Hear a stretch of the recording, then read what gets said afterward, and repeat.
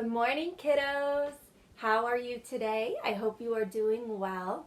I definitely miss you guys. I'm here this morning with Tank and Sadie here. Sadie's over here. We are just having our morning coffee and getting ready for a nice start to our day with a story. It's been a couple days since I was able to get on here and read with you guys. I had a little bit of a cough and I didn't want to try reading and have to clear my throat 500 times.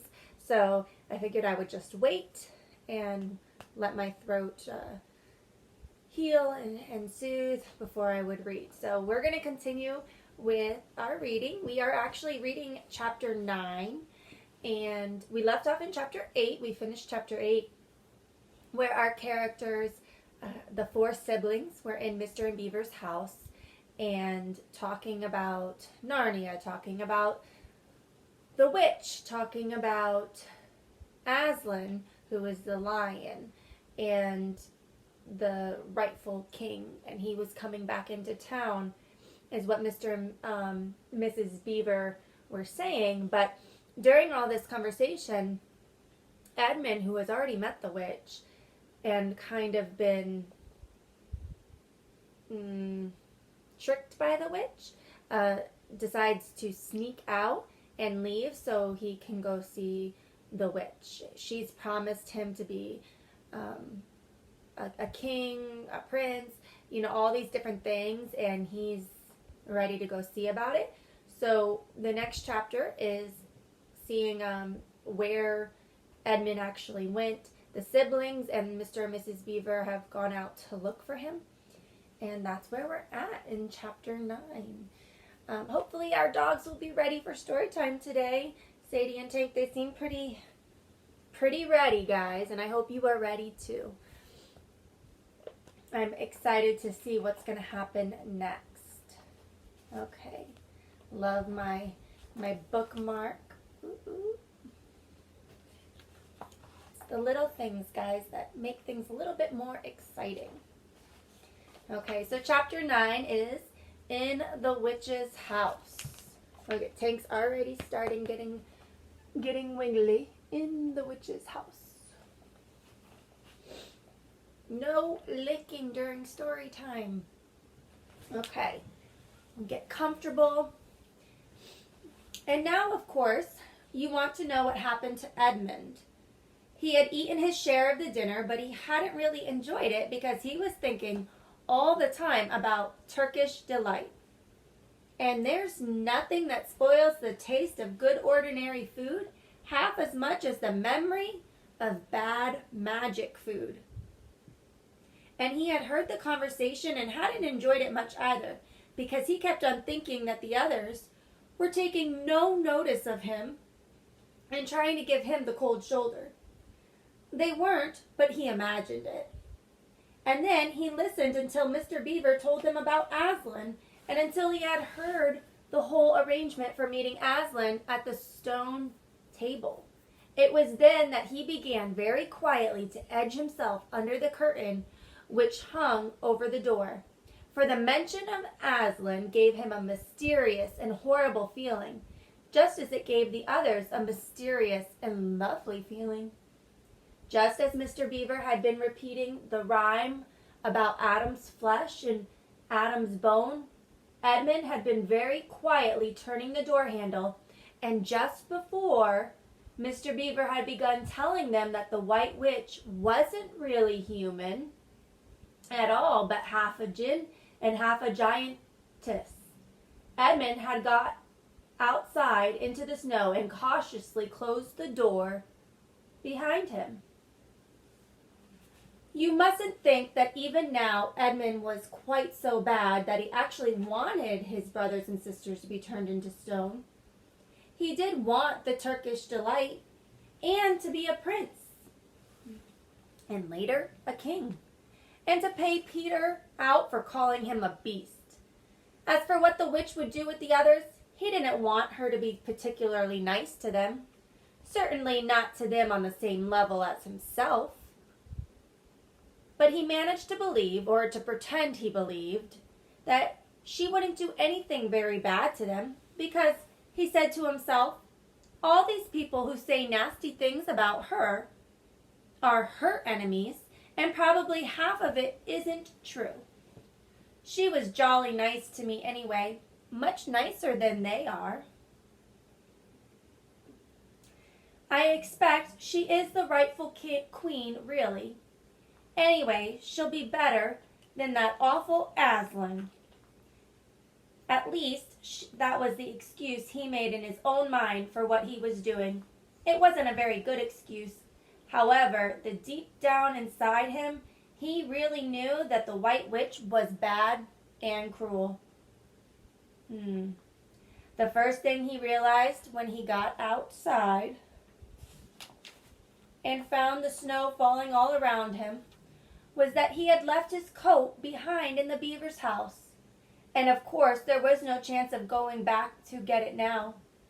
The next thing he realized was that the daylight was almost gone, for it had now been nearly 3 o'clock when they sat down to dinner, and the winter days were short. He hadn't reckoned on this, but he had to make the best of it. So he turned up his collar and he shuffled across the top of the dam. Luckily, it wasn't so slippery since the snow had fallen to the far side of the river. It was pretty bad when he reached the far side. It was growing darker every minute, and with that, the snowflakes swirling all around him, he could hardly see 3 feet ahead. And then, too, there was no road. He kept slipping into deep drifts of snow and skidding on frozen puddles and tripping over fallen tree trunks and sliding down steep banks and barking his shins against rocks till he was wet and cold and bruised all over. The silence and the loneliness was dreadful. He should have thought about that before he left the beaver's house. Right, Sadie? Yes, right. They're listening very good today.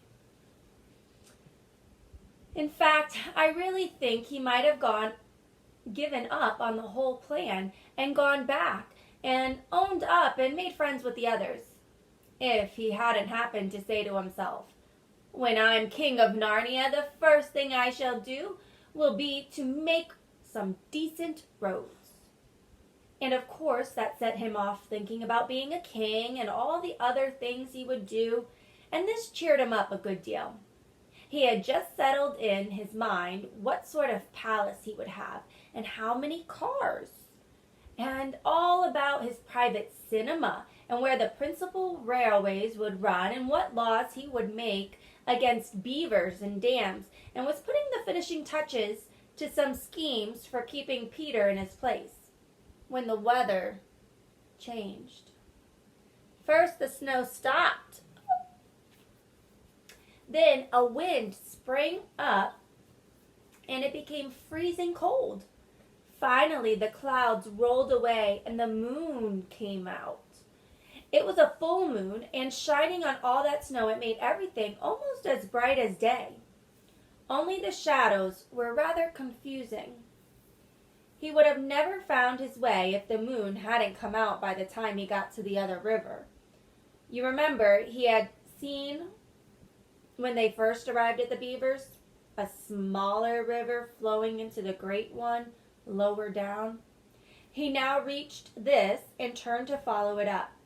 But the little valley down which it came was much steeper and rockier than the one he had just left, and much overgrown with bushes, so that he could not have managed it at all in the dark.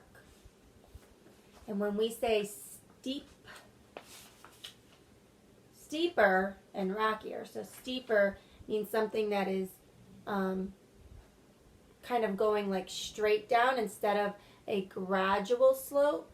It's steep, so it's more of a straight up and down direction. They're cuddling each other. They're so cute. So we continue on. It says, Even as it was, he got wet through, for he had to stoop under branches, and great loads of snow came sliding off into his back. And every time this happened, he thought more and more how he hated Peter, just as if all this had been Peter's fault. I don't understand why he's saying it's Peter's fault. Peter has nothing to do with any of this. This is so silly to me. But at last he came to a part where it was more level and the valley opened out. And there, on the other side of the river, quite close to him in the middle of a little plain between two hills, he saw what must be the White Witch's house. And the moon was shining brighter than ever. The house was really a small castle. It seemed to be all towers, little towers with long pointed spires on them, sharp as needles. They looked like huge dunces' caps or sorcerers' caps, and they shone in the moonlight, and their long shadows looked strange on the snow. Edmund began to be afraid of the house. And here is a little picture of what he is walking up to, seeing those long pointed caps. Here's the picture.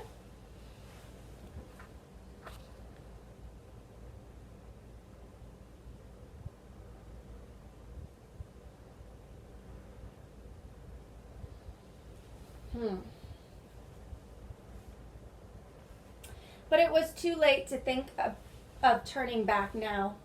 He crossed the river on the ice and walked up to the house. There was nothing stirring, not the slightest sound anywhere. Even his own feet made no noise on the deep, newly fallen snow. He walked on, past corner after corner of the house, and past turret after turret to find the door. He had to go right round to the far side before he found it. It was a huge arch, but the great iron gates stood wide open. Edmund crept up to the arch and looked inside into the courtyard, and there he saw a sight that nearly made his heart stop beating. Just inside the gate, where the moonlight shining on it, stood an enormous lion, crouched as if it were ready to spring. And Edmund stood in the shadow of the arch, afraid to go on and afraid to go back, with his knees knocking together. He stood there so long that his teeth would have been chattering with cold, even if they had not been chattering with fear. How long this really lasted, I don't know, but it seemed to Edmund to last for hours. Then, at last, he began to wonder why the lion was standing so still, for it hadn't moved 1 inch since he first set eyes on it. Edmund now ventured a little nearer, still keeping the shadow of the arch as much as he could. He now saw from the way the lion was standing that it couldn't have been looking at him at all. But supposing it turns its head, thought Edmund. In fact, it was staring at something else, namely a little dwarf, who stood with his back to it about 4 feet away. Aha, thought Edmund. When it springs at the dwarf, then will be my chance to escape. But still, the lion never moved, nor did the dwarf. And now, at last, story time, Tank, lay down. Hello, class. Hello. Lay down. I think Tank is starting to think about this lion that's coming. Sit. Sit. Tank. Sit. Now. Tank, sit. Story time is not over yet. Don't you want to find out what happens?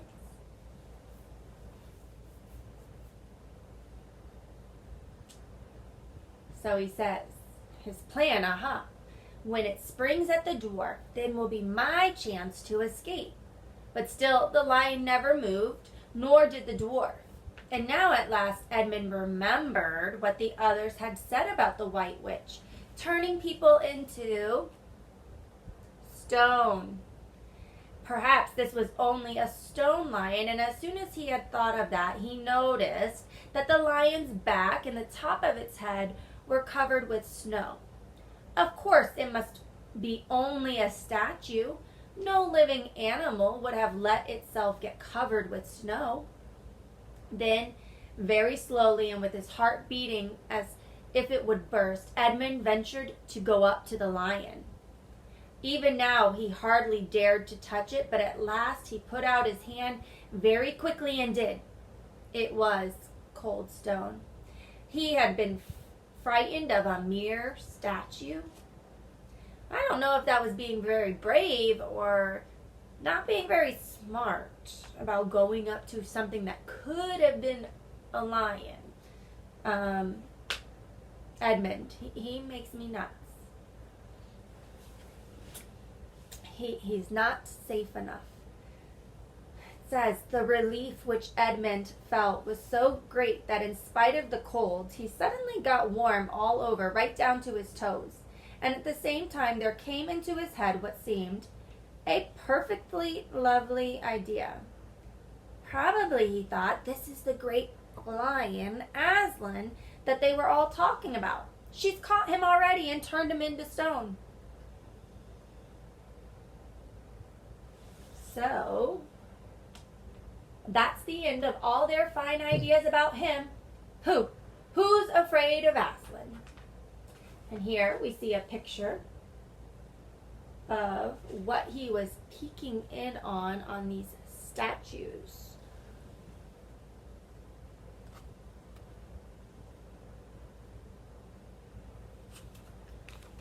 You want to see it, Tank? You want to see it? Ooh. Ooh. Right, Tank? Is that really Aslan, the statue? Is it? Is it Aslan? I hope it's not Aslan. I hope she did not already get to him. Says Edmund, he stood there gloating over the snow lion, or stone lion, and presently he did something very silly and childish. He took a stump of lead pencil out of his pocket and scribbled a mustache on the lion's upper lip, and then a pair of spectacles on its eyes. Spectacles are like eyeglasses. That was pretty naughty of him. Childish, as the book said. Then he said, "Ha, silly old Aslan, how do you like being a stone? You thought yourself mighty fine, didn't you?" But in spite of the scribbles on the face of the great stone beast, still looked so terrible and sad and noble, staring up in the moonlight, that Edmund didn't really get any fun out of jeering at it. He turned away and began to cross the courtyard. As he got into the middle of it, he saw that there were dozens of statues all about, standing here and there, rather as pieces stand on a chessboard when it is halfway through the game. There were stone satyrs and stone wolves and bears and foxes and a cat, and mountains of stone. There were lovely stone shapes that looked like women, but who were really the spirits of trees. There was the great shape of a centaur and a winged horse and a long creature that Edmund took to be a dragon. They all looked so strange standing there perfectly lifelike and also perfectly still in the bright cold moonlight that it was eerie work crossing the courtyard. Right in the very middle stood a huge shape like a man, but as tall as a tree, with a fierce face, and a shaggy beard and a great club in its right hand. Even though he knew it was only a stone giant and not a live one, Edmund did not like going past it. He now saw that there was a dim light showing from a doorway on the far side of the courtyard. He went to it. There was a flight of stone steps going up to an open door. Edmund went up to them. Across the threshold lay a great wolf. It's all right, he kept saying to himself. It's only a stone wolf. It can't hurt me. We have a little picture.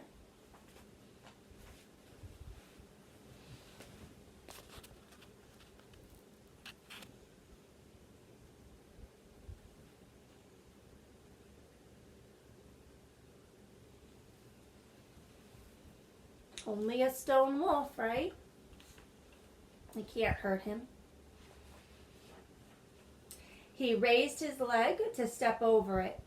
Instantly, the huge creature rose with all the hair bristling along its back, opened a great red mouth, and said in a growling voice, "Who's there? Who's there? Stand still, stranger, and tell me who you are." "If you please, sir," said Edmund, trembling so hard that he could hardly speak. "My name is Edmund, and I'm the son of Adam that Her Majesty met in the wood the other day. And I've come to bring her the news that my brother and sisters are now in Narnia, quite close, in the beaver's house. She wanted to see them." "I will tell Her Majesty," said the wolf. "Meanwhile, stand still on the threshold, as you value your life." Then it vanished into the house. Whew. Edmund stood and waited, his fingers arching with cold and his heart pounding in his chest, and presently the gray wolf, Margaram, the chief of the witches' secret police, came bounding back and said, come in, fortunate favorite of the queen, or else not so fortunate." And Edmund went in, taking great care not to tread on the wolf's paws. He found himself in a long, gloomy hall with many pillars, full as the courtyard had been, of statues. The nearest the door was a little fawn with a very sad expression on its face. And Edmund couldn't help wondering if this might be Lucy's friend. The only light came from a single lamp, and close beside this sat the White Witch. "I'm come, Your Majesty," said Edmund, rushing eagerly forward. "How dare you come alone?" said the witch in a terrible voice. "Did I not tell you to bring the others with you?" "Please, Your Majesty," said Edmund, "I've done the best I can. I've brought them quite close. They're in a little house on top of the dam just up the river, with Mr. and Mrs. Beaver." A slow, cruel smile came over the witch's face. "Is this all your news?" she asked. "No, Your Majesty," said Edmund, and proceeded to tell her all he had heard before leaving the beaver's house. "What? Aslan!" cried the queen. "Aslan, is this true?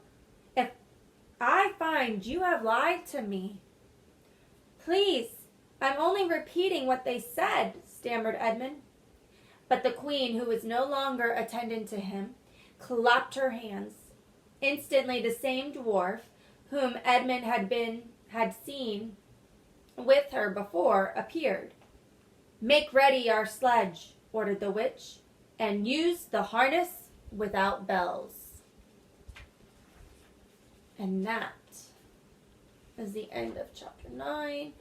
We are on chapter 10. She doesn't want the bells because she wants to be sneaky and try and sneak up on somebody. Maybe Aslan, maybe the other siblings, and Mr. and Mrs. Beaver. I'm really hoping that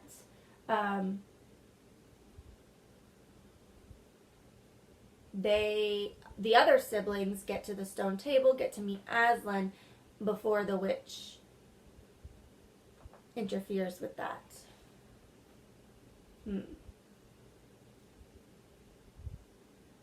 Very interesting. Edmund, I don't know what's his deal. He's a little troublemaker, that boy. I think he'll learn his lesson at the end of this, though. So, I hope you enjoyed our reading. Sorry, it's was a couple days in between our chapters and our reading. We will try and read more this week. We are on chapter 10. There's only 18 chapters, so maybe tomorrow we'll read chapter 10 and see what happens, and if Edmund is going to turn into stone, if he's going to get the others turned into stone. I don't think so. I think we'll have a happy ending.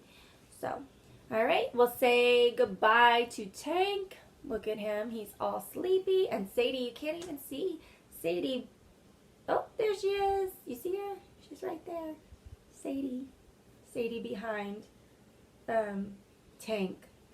Let me see if I can get this video for us. You can say officially goodbye. Oh, there she is.